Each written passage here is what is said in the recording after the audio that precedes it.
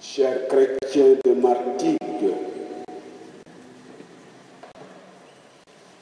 et vous tous qui êtes de passage dans cette belle ville de Martigues, je vous salue tous.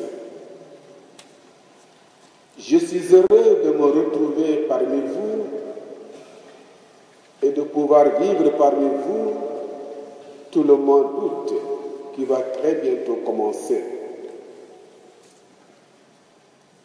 De cet embon où je me trouve, je vous vois. Je vois aussi les beaux tableaux qui offrent leur message à ceux qui entrent dans cette église. Je vois les belles statues. Je vois même la toute nouvelle placée au fond de l'église, celle de Sainte Rita.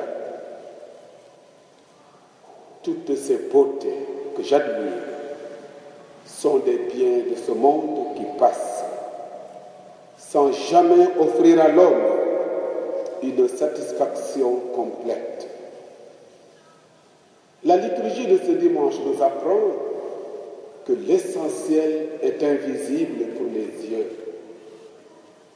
Jésus, dans l'Évangile, nous révèle que le royaume des cieux est comparable à une minuscule petite chose qui a une valeur infinie, une valeur inestimable. Celui qui trouve cette chose dérisoire à première vue, s'il est connaisseur, ne la méprisera pas. Au contraire, il fera des folies pour l'acquérir. Le royaume est donc trop grand pour nous. Nous sommes trop insignifiants pour lui. Et pourtant, nous l'avons à portée de la main. Il suffit seulement de le saisir. Si considérable soit le prix à payer, ce n'est rien à côté de ce que nous recevrons en échange. Il faut donc de l'humilité et de la confiance. La prière de Salomon au sanctuaire de Gabaon est un modèle d'humilité et de confiance. La leçon de cette prière concerne les rois d'abord, mais aussi les détenteurs d'un pouvoir. Ce qui est remarquable dans cette prière de Salomon, c'est que sa demande vise exclusivement le service du peuple. Il ne demande rien pour lui-même, il demande seulement les capacités nécessaires pour exercer la mission que Dieu lui a confiée.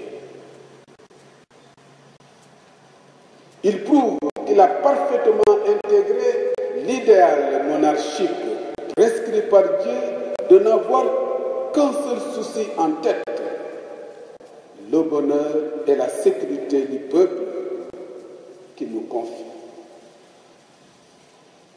La vraie sagesse, chers chrétiens, est un trésor précieux et ne peut venir que de Dieu. C'est ce que rappelle ce psaume. Mon bonheur, c'est la loi de ta bouche, plus que monceau d'or ou d'argent. Le bonheur, c'est donc apparemment tout simple, c'est de suivre la loi de Dieu. Le croyant connaît la douceur de vivre dans la fidélité aux commandements de Dieu. Et les commandements ne sont pas subis comme une domination que Dieu exercerait sur nous. Mais les commandements sont des conseils pour mener une vie heureuse.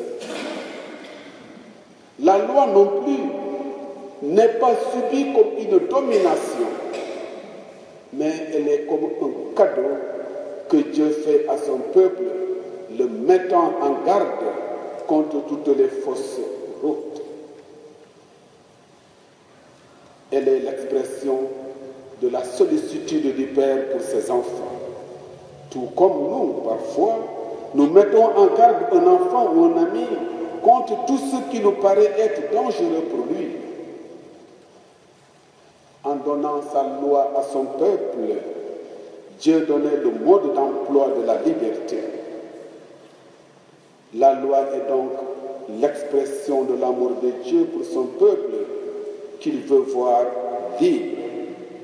De cette liberté qui engendre joie et bonheur. Chez nous, au Sénégal, les premières communions, eh bien, c'est des centaines de jeunes enfants. C'est souvent 50, 100, 200, jusqu'à 300, 400 enfants pour une première communion. Et les enfants qui viennent de recevoir la première communion savent quel trésor ils ont reçu et leur joie est immense. Nous devons à tout prix, chers chrétiens, retrouver cette joie si nous l'avons laissée s'émousser. Car cette joie ressemble à l'éclat de la perle précieuse. Là où elle brille, là est le royaume des cieux. Prions le Seigneur de nous laisser fasciner par la beauté de sa maison et l'abondance des biens célestes qui nous sont destinés sans réserve. Que, débarrassés de tout ce qui nous encombre, nous courions joyeusement vers lui, qui est le seul et l'unique trésor de nos âmes.